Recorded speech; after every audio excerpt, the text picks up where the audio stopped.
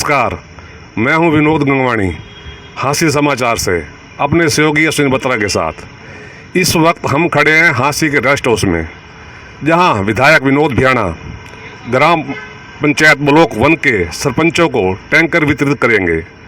आगे की उनकी क्या परियोजनाएं हैं, इस बारे में विधायक विनोद भियाणा से करते हैं बातचीत और उनका इस बारे में क्या कहना है।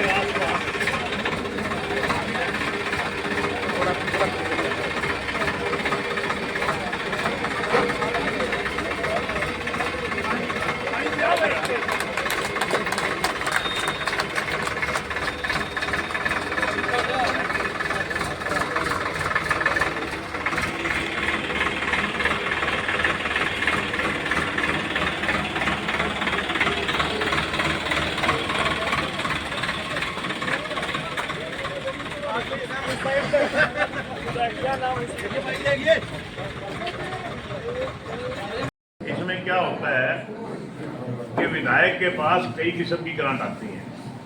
कोई विधायक आदर्श गांव की होती है, कोई विधायक की जिला परिषद में होती है, कोई विधायक की डी प्लान में होती है, कोई विधायक की HRD। विधायक के पास कई किस्म का पैसा आता है, मुख्यमंत्री जी देते हैं। देखिए वे कौन किसका है। मतलब जैसे 1 करोड़ रुपया मुझे ब्लॉक समिति से मिला, 1 करोड़ रुपया सारे के सारे गाँव में तो जा नहीं सकता। मतलब कुछ गाँव में जो जरूरी काम थे वो हमने ब्लॉक समिति से दे दिए, कुछ गाँव हमने जिला परिषद से दे दिए, कुछ हमने डी प्लान से दे दिए, कुछ विधायक आदर्श ग्राम कोटा होता है उसमें दे देते, कुछ HRD ऐसे दे देते हैं। मतलब इसमें 1 करोड़ रुपया थोड़े से गाँव में आए, कल बाकी गाँव में सोचे यार उन गाँव में दे दिए, हमारे गाँव का तो जिक्र ही नहीं। मतलब हर गाँव में हम पैसा देते हैं, किसी गाँव का किसी स्कीम से नंबर आ जाता है, किसी गाँव का किसी स्कीम से नंबर आ जाता है। तो मैं जो आज हम विधायक कोटे से हमने जो पैसा दिया है ब्लॉक समिति से, उसमें हम बता रहे हैं आपको, गढ़ी में सुरेश कोच वाली अकेडमी का रास्ता है, जबावड़ी में बाबा रामदेव धर्मशाला वाली धर्मशाला का रास्ता है, खेड़ी गंगन में ब्राह्मण चौपाल को पैसे दिए हैं, खेड़ी गंगन में ही बावरी चौपाल को पैसे दिए हैं, खरखड़ा में धान चौपाल माना पाना को पैसे दिए हैं, खरखड़ा में जिसांदिया पाना चौपाल के बाथरूम के लिए पैसे दिए हैं, बाड़ा जग्गावल में संत शिरोमणि चैरिटेबल ट्रस्ट के लिए दिए पैसे हमने, सुल्तानपुर में सतीश की ढाणी से बिजली कनेक्शन के लिए दिए हैं, खुराना में संजय पानू के लिए दिए हैं, दयाल सिंह कॉलोनी में स्वर्ग आश्रम सेवा समिति सिसाई पुल के लिए दिए हैं, ढाणीपाल में मेन रोड से बलजीत के घर का रास्ता दिया है, ढाणी केंदू में मदन पुत्र हुक्मा चंद से सुंदर पुत्र दलीप के खेत का रास्ता दिया है ढाणी केंदू में, जमावड़ी में पाल से लीलाराम व रमेश से राजेंद्र पुत्र जोगी घर तक का रास्ता दिया, ढाणी ठाकरिया में PWD रोड से बिट्टू सैनी तक के खेत का रास्ता दिया है। इस तरह से करीब 99,97,000 1 करोड़ रुपया पुराने का ब्लॉक सेकंड में उससे दिलवाएंगे। मतलब करीब 1 करोड़ रुपया जो विधायक को इस ब्लॉक समिति से मिला उसको हमने इस तरह से बांटा है। जैसा कि मैं पहले कह रहा था कि हर गांव को पैसा एक स्कीम से नहीं मिलता, किसी को किसी स्कीम से, किसी को किसी स्कीम से। विधायक के पास कई स्कीमें आती हैं, मुख्यमंत्री की अलग अलग स्कीमों के तहत, एक खेत खलिहान का रास्ते के पैसे होते हैं, कहीं नाले के पैसे होते हैं, वो हर गांव में हम अलग अलग स्कीमों से पैसे देते हैं। तो इसलिए जिन गाँवों में इसको इस स्कीम से पैसा मिल गया, अगले गाँव में वो स्कीम से मिल जाएगा। हर गाँव में हम विकास करवाने का पूरा प्रयास करते हैं और माननीय मुख्यमंत्री जी की और भारतीय जनता पार्टी की नीति यही है कि सबका साथ सबका विकास, हर जगह समान रूप से विकास कराया जाए। कोई भी ऐसा गांव नहीं होना चाहिए जो विकास से अछूता रहे। और मेरे ख्याल में आप सभी सरपंच साहिबान बैठे हैं, कोई सरपंच ये नहीं कह सकता कि मेरे को आपने पैसा नहीं दिया। ये हो सकता है किसी को थोड़ा, किसी को ज़्यादा, और किसी ने कम मांगा हो तो कम मिलेगा, जिसने ज़्यादा मांगा हो, जिसकी हमने जरूरत ज़्यादा समझी, जहाँ ज़्यादा जरूरत है तो उसको ज़्यादा भी मिला होगा। मगर हमने हर गाँव में पैसा देने का प्रयास किया है।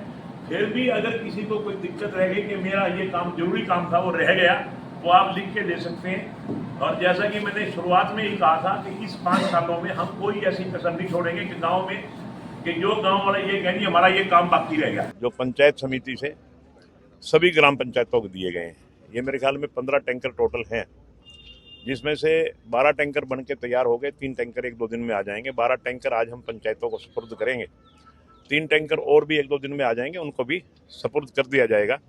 और इसी तरह से हमारे पास जितने भी ब्लॉक समिति के सदस्य हैं सबको 1-1 टैंकर मिलेगा। कुछ को अब की बार मिल गया, कुछ को अगली बार मिल जाएगा।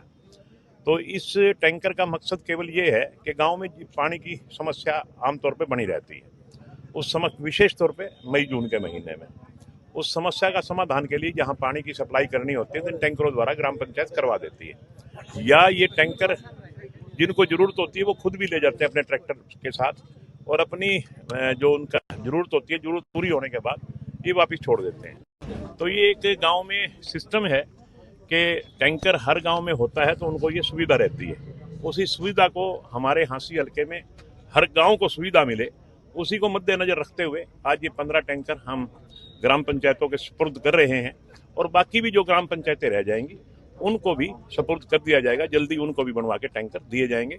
ये मैं समझता हूँ कि ये ना केवल ग्राम पंचायत बल्कि हमारा जो खंड का पंच होता है, ब्लॉक समिति का मेंबर, उसके माध्यम से उसके जितने भी, कई गाँव में तो 2 गाँव में 1 मेंबर है, कई जगह 1 गाँव में 2 मेंबर है।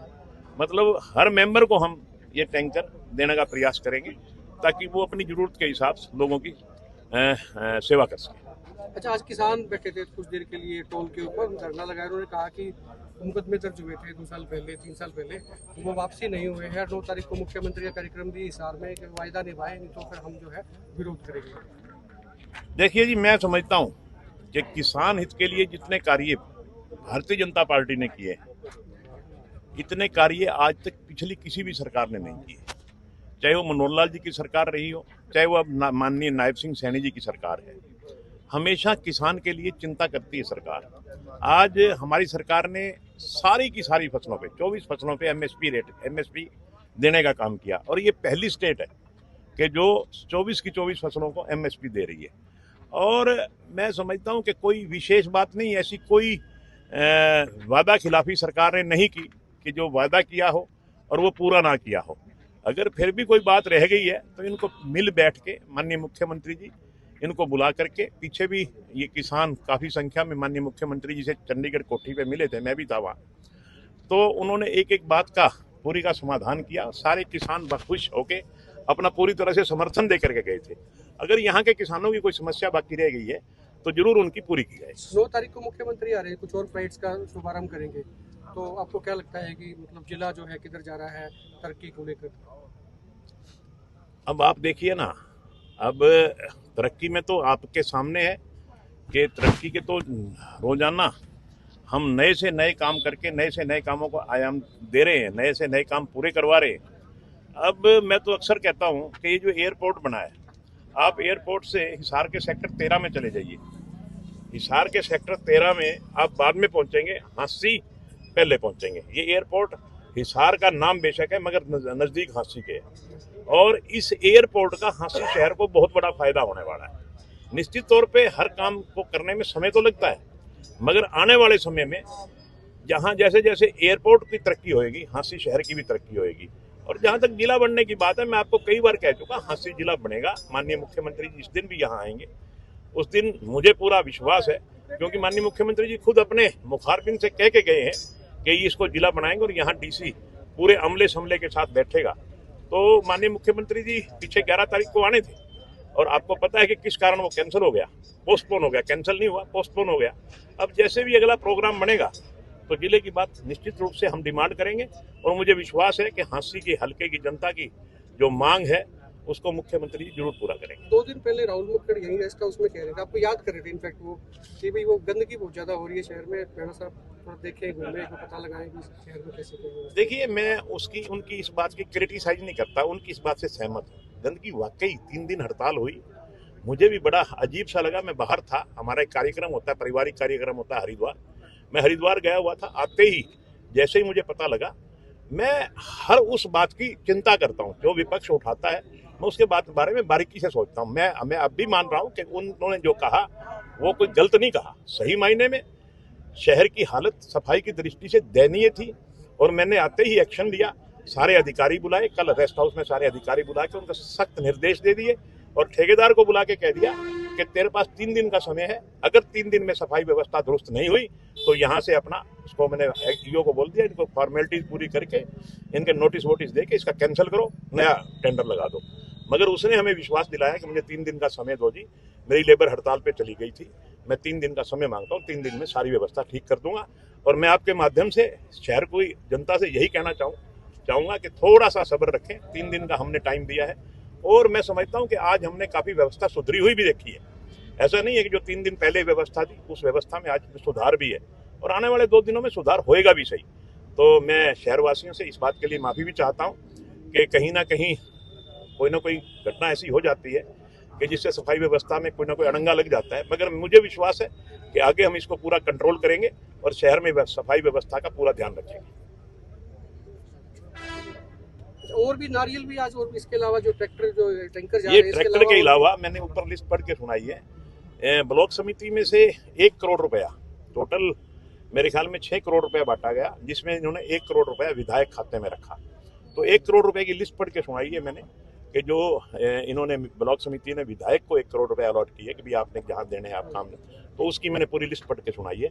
1 करोड़ रुपए के नारियल भी जो मैंने गांव में काम करवाने के लिए अलॉट किए, उनके नारियल भी अभी 1 करोड़ रुपए के काम के फोड़े सर, हांसी के लिए भाखड़ा का जो पानी आना था वो हांसी के लिए एक बहुत बड़ी सौगात है, तो वो कब तक उसका जो है नारियल तोड़ दोगे? मैं आप